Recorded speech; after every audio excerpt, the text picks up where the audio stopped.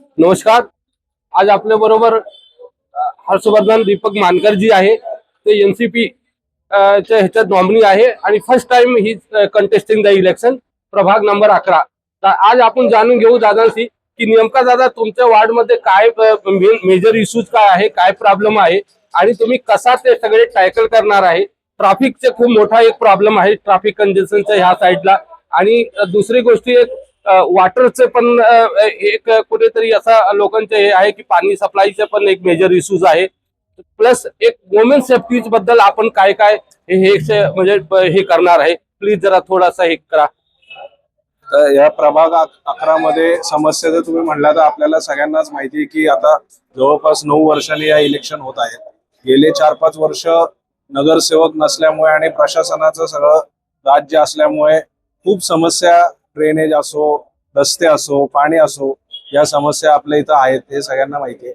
तर येणाऱ्या काळामध्ये इलेक्शन झाल्यानंतर एक 100 दिवसाचा प्लॅन मी केलेला आहे आणि या 100 दिवसामध्ये ज्या काही मूलभूत गरजा आहेत या प्रभागातल्या रस्ते, पाणी आणि ड्रेनेज संदर्भात, त्या या 100 दिवसामध्ये पूर्ण करण्याचा माझा संकल्प आहे. दुसरा तुम्ही मुद्दा उपस्थित केला माझ्या मते महिला सुरक्षेचा. तर त्याच्यामध्ये इथं म्हणजे माझे वडील दीपक मानकर हे 2007 पासून नगरसेवक आहेत. तर 2012 मध्ये आम्ही इथं सुतारदरा या ठिकाणी चौकीचा प्रस्ताव दिला होता. त्याच्यानंतर भाऊंच्याच निधीमधनं तिथं ती चौकी सुद्धा बांधली गेली, तिथलं सगळं फर्निचर बांधून रेडी आहे. पण तेव्हापासून सुद्धा वारंवार आम्ही फॉलोअप घेऊन सुद्धा अजूनही तिथं ती चौकी म्हणजे त्याला स्टाफ पुरवण्यात आला नाही. अपुरा स्टाफ सांगून अजूनही ती चौकी चालू झालेली आहे. त्याच्यासाठी एक प्रयत्न आमचे राहणारच आहेत. आणि आमच्या इथं वस्ती भाग मोठा असल्यामुळे तिथं विविध ठिकाणी सीसीटीव्ही कॅमेरे बसवण्याची गरज आहे. तेही सीसीटीव्ही कॅमेरे बसवण्याचं काम येणाऱ्या काळामध्ये आम्ही नक्की. दादा आपण म्हणजे खूप रिव्हरस हे करत आहे, कंपेनिंग करत आहे. लोकांचा रिस्पॉन्स कसा आहे तुमच्याबद्दल? नाही, खूप चांगला रिस्पॉन्स आहे. जसं मी तुम्हाला सांगितलं की माझे वडील 2007 पासून इथं नगरसेवक आहेत आणि मी स्वतः जवळपास आज 8-10 वर्ष झालं वैयक्तिक जे दैनंदिन कामं असतात प्रभागातली, ती मी स्वतः लक्ष घालून 2016-17 पासून मी इथं काम करतोय. प्रत्येक घरामध्ये आज आमचा एक पर्सनल टच आहे. गणेश मंडळांच्या कार्यकर्त्यांशी आमचा पर्सनल टच आहे. त्यामुळे तसं मला काय हे अवघड वाटत नाही. दादा आपण निवडून आल्यानंतर प्रायोरिटी तुमच्यासाठी कुठलं हे राहणार आहे? प्रायोरिटी हे म्हणजे आमच्या इथं गरीब वर्ग वस्ती विभागात खूप जास्त आहे. तर तिथल्या महिलांसाठी एक स्वयंरोजगार केंद्र चालू करून त्या महिलांना एक सक्षम कसं करता येईल हा एक प्रथम असणार आहे.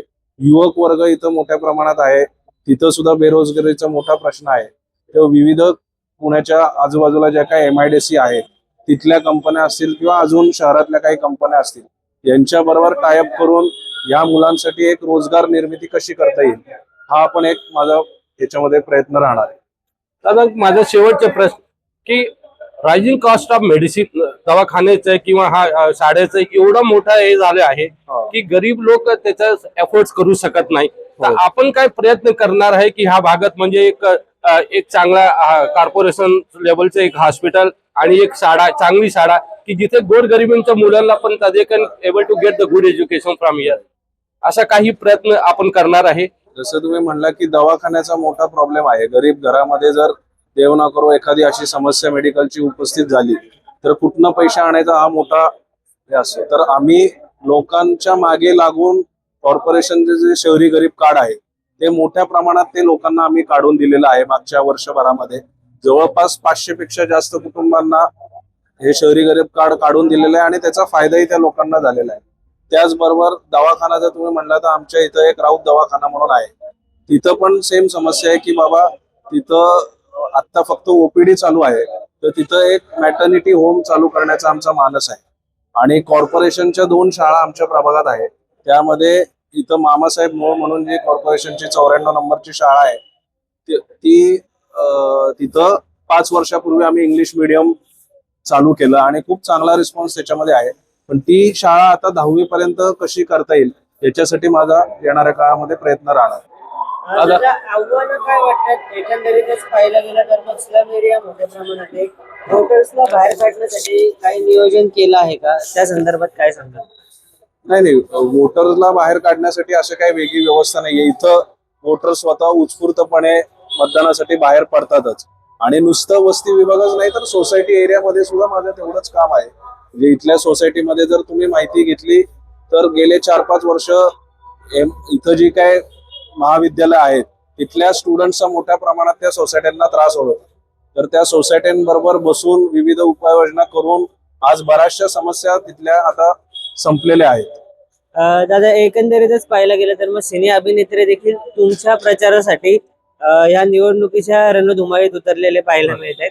या सर्वच गोष्टींबाबत काय सांगाल? तुमची पहिलीच टर्म आहे, पहिल्यांदाच तुम्ही निवडणूक लढवताय, तरी लोकांकडनं असेल किंवा सिने अभिनेत्र्यांकडनं एवढ्या मोठ्या प्रमाणात प्रतिसाद मिळतोय, काय सांगाल? नाही, त्यांचे काय म्हणजे आता जे काही सिने अभिनेते तुम्ही म्हणताय त्यांचे काय आज माझे त्यांच्याशी संबंध नाहीये. म्हणजे लहानपणापासून या लोकांशी माझे संबंध आहेत आणि आमचे घरगुती संबंध आहेत. तर त्या प्रेमाच्या भावनेतनं त्यांनी माझ्यासाठी हे काही केलेलं आहे.